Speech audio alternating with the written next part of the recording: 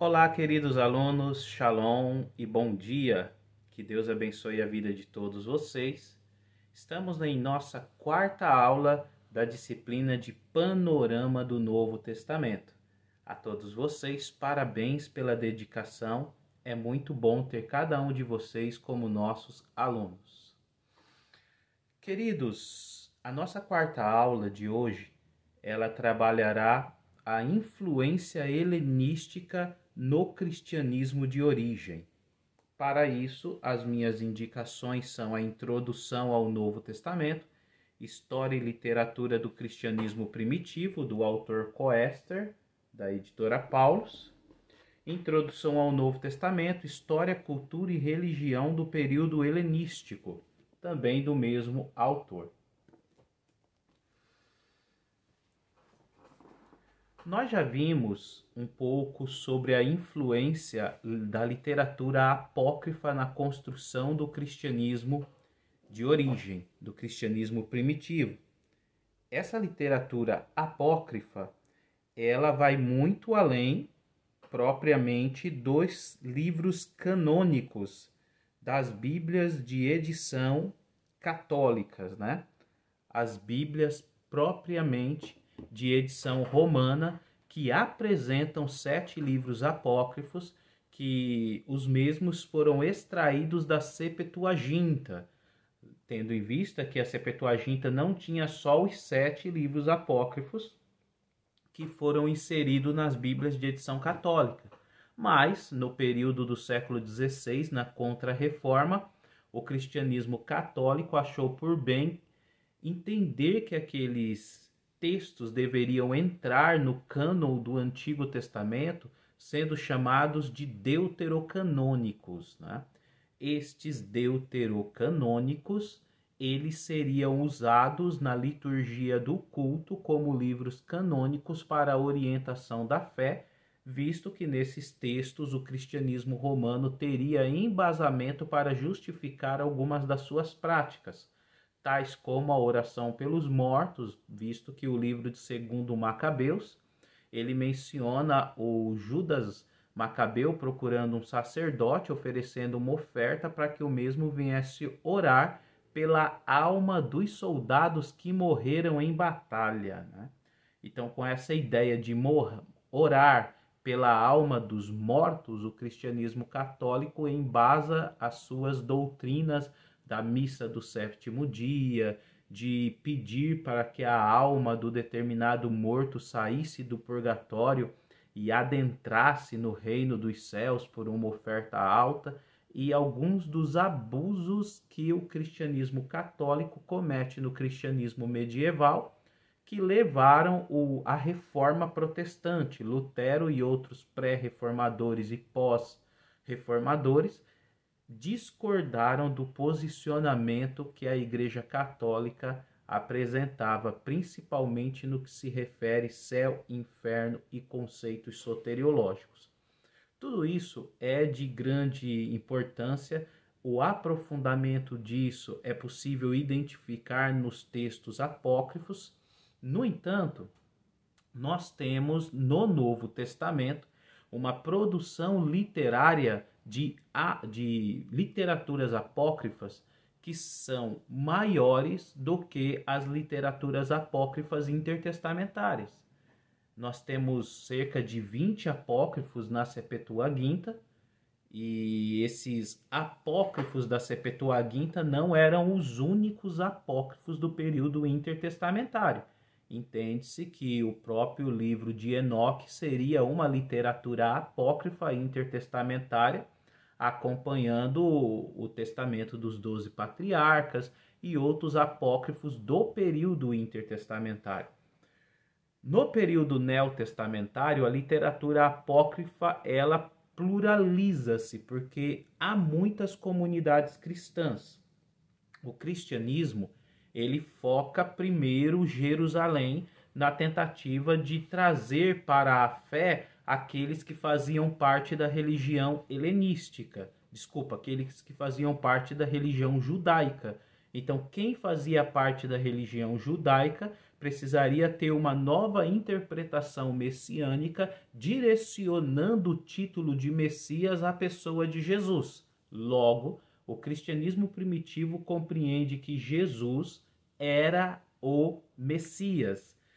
E assim a primeira fase do cristianismo começa a se abranger. Jesus como o Messias predito pelos profetas messiânicos veterotestamentários. Só isso.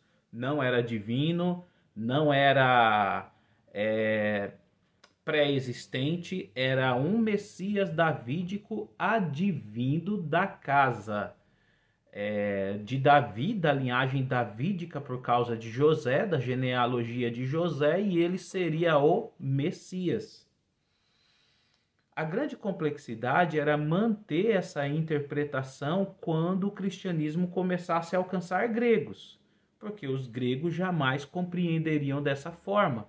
Ao momento que o evangelho fosse pregado aos gregos e seria-lhes apresentado um Jesus que curou o cego, levantou o paralítico, que efetuou milagres e que morreu e ressuscitou ao terceiro dia, Jesus seria interpretado como um semidivino, que era propriamente o que os gregos já estavam acostumados, ou seja, todo aquele homem que desenvolvia atos heróicos e efetuava milagres, os gregos acreditavam que esta tal pessoa tinha uma centelha divina, porque ele era filho de um deus olimpiano que se humanizou e se relacionou com uma mortal, e essa mortal gerou um semideus, a figura de Perseu e de Hércules.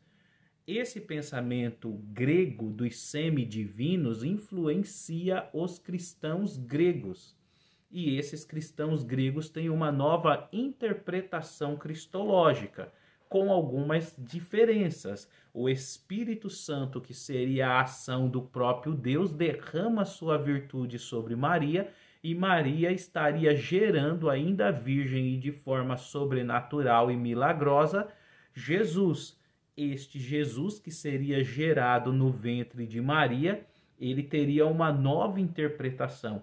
Ele teria uma interpretação de alguém que já existia junto com o Pai. Ou seja, Jesus, ele já existia como Deus, ele era sempre eterno, possuidor do atributo da eternidade, desse fato pré-existente. Então essa comunidade interpreta Jesus como alguém que era pré-existente, já existia antigamente na eternidade junto com o Pai e se humaniza através de um ato milagroso, sendo inserido no ventre da Virgem, sendo gerado no ventre da Virgem, e aí o nascimento virginal. Nascimento virginal que já possivelmente é uma ideia do segundo século depois de Cristo, entre o ano 150 depois de Cristo. Por isso nós temos o Evangelho de Mateus e o Evangelho de Lucas que apresentam o conceito, o Evangelho de Marcos não, e os apócrifos anteriores a Mateus e Lucas, como o apócrifo Evangelho de Tomé, também não. É uma ideia mais do Jesus rabino, do Jesus ensinador. Isso nós já vimos até aqui. Bem, temos agora um cristianismo helenístico. Temos a figura de gregos que se convertem ao cristianismo, proporcionam novas interpretações cristológicas à figura de Jesus, e esses estarão dispostos agora a se expandir e se multiplicar através da pregação do Evangelho. Paulo, ele é uma das figuras emblemáticas que contribuem para que este Evangelho pudesse ser pregado e as novas interpretações cristológicas viessem se pluralizar ainda mais. Pensando talvez na segunda viagem missionária de Paulo, quando ele desembarca em Atenas, Atos capítulo 17, ele já tem um embate com os gregos. Ele vai até o Areópago, um lugar de filósofos gregos, traz a pregação sobre Jesus e fala sobre o altar a um deus desconhecido, dizendo que os atenienses cultuavam, honravam um deus que eles não conheciam, e Paulo insere Jesus, ou seja, ele utiliza-se de uma espécie de estratégia para inserir o conceito de Jesus entre os atenienses.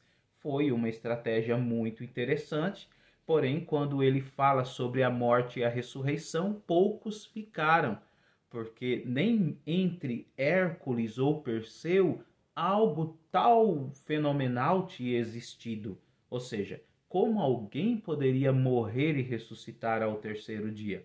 Mas Atos 17 fala de um pequeno grupo que permaneceu e aderiu e se tornaram os pregadores e possivelmente fundadores da primeira igreja cristã em Atenas.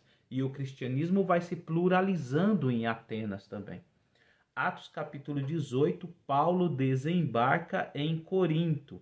Ali é muito interessante, porque ele está diante de Afrodite, a deusa do amor, em detrimento os outros deuses, né? O próprio Apolo também era adorado em Corinto, mas a Afrodite era a protagonista, ela tinha um templo dedicado a ela, ela tinha 1000 sacerdotisas que trabalhavam naquela questão da prostituição cultural, ou seja, Corinto é um porto marítimo, muitas pessoas desembarcavam em Corinto para comercializar, para vender, para se alimentar e para se satisfazer sexualmente depois de meses no mar. Então, essas pessoas iam até o templo de Afrodite, pagavam um determinado valor para ter os prazeres, os favores sexuais das sacerdotisas de Afrodite, enquanto elas acreditavam que estavam fazendo uma espécie de culto à deusa. Pessoas estavam lucrando com aquilo e o comércio estava girando no templo de Afrodite, o exercício religioso e etc. O evangelho alcança as mulheres sacerdotisas de Afrodite e elas se convertem. Paulo tem um abacaxi para resolver, porque era de cultura que as sacerdotisas de Afrodite tivessem uma aparência diferente das demais mulheres de Corinto. As sacerdotisas de Afrodite teriam os seus cabelos mais curtos, tosquiados, pequenos. E quando elas se convertem ao cristianismo, Paulo queria agora dar uma nova identidade visual para que elas não ficassem ainda conhecidas como prostitutas cultuais de Afrodite. E aí Paulo vem com aquela questão, coloca o véu, quando o cabelo crescer, tira o véu, porque o cabelo lhe foi dado em lugar do véu. É algo muito interessante, é uma recomendação somente para Corinto e tinha tudo a ver com a cultura helenística da deusa Afrodite e das sacerdotisas que se converteram. Talvez essas sacerdotisas se tornaram um problema para Paulo, porque quando elas chegam na igreja, por elas terem uma vida de atuação no templo de Afrodite, talvez quando elas chegam nos cultos cristãos, nas casas, elas queriam um espaço para a atuação. Porque pensem em mulheres que talvez ficaram 20 anos servindo como sacerdotisas de Afrodite e falando em nome da deusa, se convertendo ao cristianismo e tendo que ficarem caladas, como uma ideia mais judaizante. O apóstolo Paulo, escrevendo uma das suas cartas à igreja de Corinto, ele chega a dizer que as mulheres fiquem caladas e que aprendam com os maridos em casa. Uma certa referência a essas ex-sacerdotisas de Afrodite que se converteram ao cristianismo e agora queria atuação e dinamismo no ambiente cultico. Se Paulo tentou fazer com que essas mulheres ficassem caladas, não foi o que aconteceu. Elas possivelmente continuaram atuando e talvez Paulo mude um pouquinho o seu conceito, porque ele até em Atos 18, quando esteve em Corinto por 1 ano e meio, ele coloca o nome da Priscila primeiro do que o nome do Áquila. Ou seja, parece que ele não discorda mais da atuação de mulheres no ministério feminino cristão. mas ele, como ex-fariseu do judaísmo, teve dificuldades para entender isso, porque no judaísmo não existia mulher levita e nem mulher sacerdotisa. As mulheres no judaísmo não tinham atuação ministerial.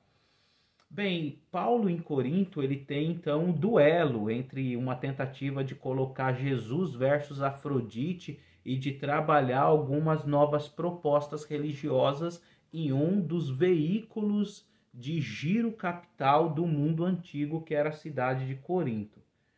Paulo não fica só ali. Atos capítulo de número 19, ele desembarca em Éfeso. Ao desembarcar em Éfeso, temos algo muito interessante, porque agora ele vai duelar contra outra deusa, a deusa Ártemis. Ártemis, conhecida como a deusa da caça, a deusa da guerra, também pelo seu nome romano Diana, os efesianos acreditavam que a estátua da Diana desceu do céu, até balançou o celular. A estátua da deusa Ártemis desceu do céu e era a cuidadora de todos os efesianos. Existia um templo de Ártemis em Éfeso que era uma das 7 maravilhas do mundo antigo. Ela era uma deusa muito cultuada entre os efesianos. E ali, novamente, Paulo precisa implantar um sermão de substituição. Um sermão de substituição, propriamente, onde Ártemis seria confrontada com Jesus e Paulo estaria estabelecendo a superioridade de Jesus diante de Ártemis, diante de Diana. Foi um trabalho muito difícil, mas Atos capítulo 19 e Atos capítulo 20 diz que foi um trabalho frutífero, que prosperou e que também gerou uma igreja. Quando Paulo sai de Éfeso, ele é assessorado pelos bispos da igreja de Éfeso. Tudo isso, queridos, é muito interessante. Agora vem uma parte que eu quero discutir com vocês, que tem tudo a ver com essas questões do helenismo. Quando você tem uma localidade dominada pelo sagrado feminino, é muito difícil você implantar um sagrado masculino. Ou seja, quando Paulo bate de frente com Afrodite, bate de frente com Diana, as pessoas têm muita resistência, porque é muito difícil você desconstruir um conceito religioso matriarcal de anos e agora você vir com um conceito de uma religião androcêntrica e celibatária. Ou seja, ali Jesus como divino, ele não vem acompanhado com uma figura do sagrado feminino. Jesus, como divindade, ele não vem nem acompanhado como a deusa, como uma esposa, né? E indo para uma tentativa de se colocar Javé como Deus que enviou Jesus, que os gregos não teriam conhecimento disso, porque isso era totalmente judaico, um pensamento judaico, né? Os gregos não teriam acesso a essa teologia do Javé que envia Jesus ao mundo para que todo aquele que nele crê não pereça, mas tenha vida eterna. Então seria um processo um pouco mais longo, porque Paulo precisaria falar sobre a história de Javé, o Deus patriarcal de Abraão, Isaque e Jacó, este como enviador do seu filho unigênito para que este pudesse morrer, expiar o pecado do mundo, ressuscitar e ascender aos céus para novamente estar ao lado do Pai. Então essa interpretação cristológica na cabeça do grego demoraria muito. Seria um processo um tanto quanto difícil, seria um período de discipulado. Agora, quando Paulo começasse a trabalhar isso, também seria complexo, porque Javé na teologia paulina, seria um Deus celibatário. Javé não viria acompanhado com esposa, Jesus não viria acompanhado de esposa. O Deus, né, no cristianismo, Javé e Jesus seriam um Deus no conceito divino e duas pessoas distintas no conceito pessoal. Então, tanto Javé como Jesus, eles representam uma figura masculina de divindade. Você implantar isso em localidades que o sagrado foi feminino por anos seria muito difícil. Posteriormente, quando o cristianismo ele já estava pluralizado, e nós temos o Concílio de Nicéia em 325 depois de Cristo, no quarto século, Roma vai investir nos seus teólogos. Então nós vamos ter agora o Império Romano, que era o maior império político do mundo, tendo uma religião dominante, que era o cristianismo. Mas o cristianismo ele tinha uma interpretação na Judéia e interpretações diferentes em localidades diferentes, principalmente nos lugares onde o sagrado, antes do cristianismo chegar, era feminino. Bem, construir aspectos da divindade feminina em Jesus ficou complexo. No Antigo Testamento, isso aconteceu na figura de Javé. Nós temos textos do Deutero Isaías que traçam aspectos da deusa Axerá, que seria a deusa da fertilidade cananita, aspectos da deusa em Javé. Mas isso voltando talvez ao panorama do Antigo Testamento, onde você tem características do sagrado feminino, da sua atuação divina em Javé, né? O Oséias ele chega a dizer que Javé era a própria Axerá. Eu vou deixar esse vídeo como um vídeo complementar. É a comparação que eu estou fazendo. Agora, voltando para o Novo Testamento, as características da deusa não foram trabalhadas na figura masculina de Jesus, nessas localidades que o cristianismo predominava, estava predominando e que o Império Romano queria investir. O que o Império Romano fez para que o cristianismo pudesse ter uma melhor aceitação nessas localidades? Construiu o feminino na figura de Jesus? Não. Mas inseriu o que esses povos queriam. Um sagrado feminino por trás da figura de Maria. Não é à toa que o cristianismo católico construiu uma teologia mariana.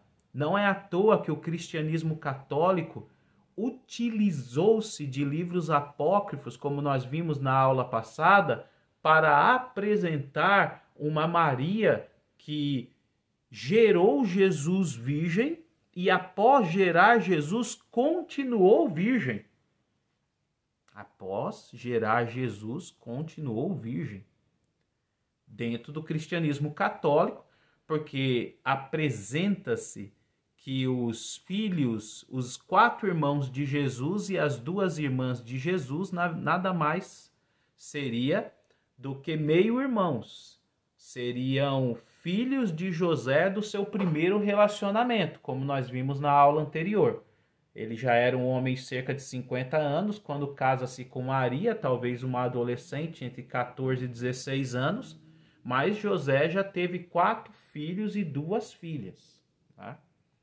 E aí Maria gera Jesus, e aí uma pergunta: por que Jesus, na sua atuação ministerial, José não aparece? quando Jesus foi batizado no Jordão, no primeiro milagre de Caná da Galileia. José, ele talvez seria um dos principais seguidores de Jesus, juntamente com os apóstolos. Ele não aparece porque ele já tinha falecido. Entende-se que após Maria gerar Jesus, José ficou doente, né, e ele acaba falecendo.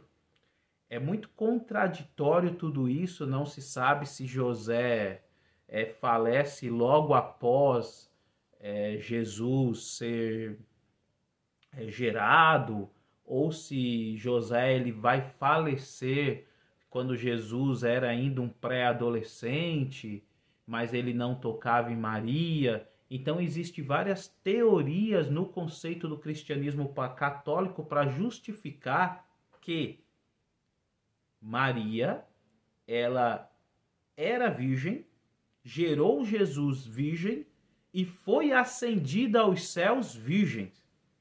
Ela precisaria dessa identidade de imaculada para ela ascender aos céus e o cristianismo católico trabalhar na figura dela uma intercessora. Aquela ideia de que se eu preciso me aproximar de Jesus, eu não peço direto para ele, eu peço para a mãe. Porque se eu rogar a mãe rogará a ele e ele atenderá às minhas súplicas. A figura de Maria foi o sagrado feminino que o cristianismo católico utilizou-se para fortalecer a sua comunidade cristã, principalmente nas localidades gregas cujo sagrado feminino tinha prevalecido por anos.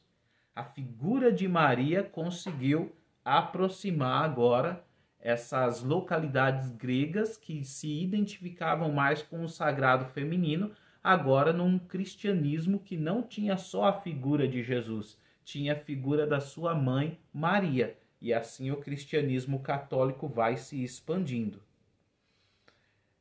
Queridos, tudo isso é muito interessante e vale a pena vocês fazerem todas as anotações possíveis e vou deixar as aulas complementares a este assunto também.